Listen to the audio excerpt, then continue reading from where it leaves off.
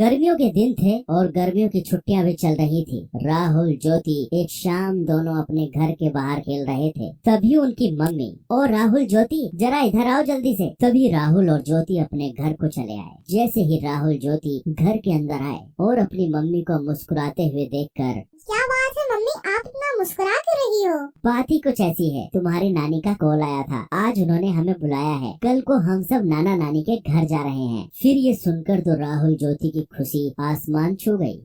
चलो पैकिंग शुरू कर देते हैं, नाना नानी के गांव चलते हैं और एंजॉय करते हैं।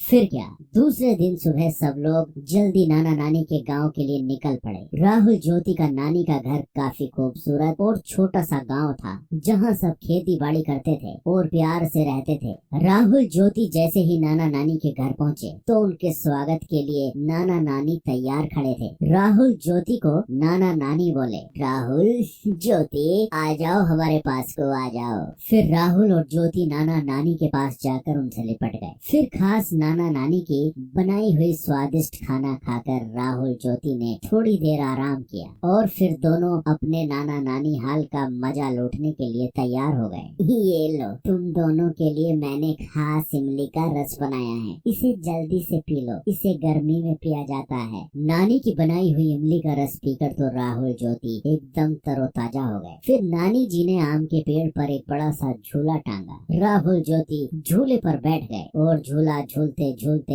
हवा में बातें करने लग गए और फिर नाना जी के साथ घूमने चले गए। और फिर रात हो गई। फिर राहुल ज्योति नानी जी के साथ रात के खाने के लिए फिर घूमकर घर लौट आए। नानी जी, मैं आपके हाथों से खाऊंगा। नानी मुझे भी खिलाओ ना। ये सुनकर नानी जी हंसने लगी। ठीक है, मैं तुम दोनों को अपने हाथों से खिलाती हूँ। फिर क्या, राहुल ज्योति ने नानी के हाथ से पेट भरकर खाना खाया और खाना खाने के बाद सब लोग सोने की तैयारी करने लगे और फिर राहुल ज्योति को गर्मी महसूस होने लगी। नानी जी, घर के अंदर कितनी गर्मी महसूस हो रही है।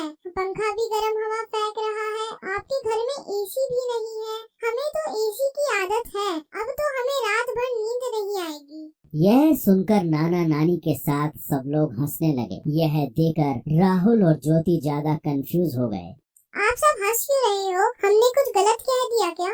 ना बेटा ना, तुमने कुछ गलत नहीं कहा। छोटा सा तो हमारा गांव है, हमारे पास एसी कैसे होगा बेटा, लेकिन हमारे पास एक ऐसा एसी जरूर है जो तुम्हारे शहर में नहीं होगा। नानी जी ने फिर जाकर छत पर गद्दे बिछाए और सोने लगे। नानी, हम भी आपके पास सोएंगे। हाँ, तुम दोनों मेरे पास सो जाओ। आओ सो जाओ। फिर क्या, खुले आसमान के नीचे थोड़ी हवा में राहुल और ज्योति आराम से नानी के पास सो गए और नानी से कहानियां सुनते सुनते दोनों को प्यारी नींद आ गई। तो बच्चों, आपने इस वीडियो में देखा राहुल ज्योति का नानी का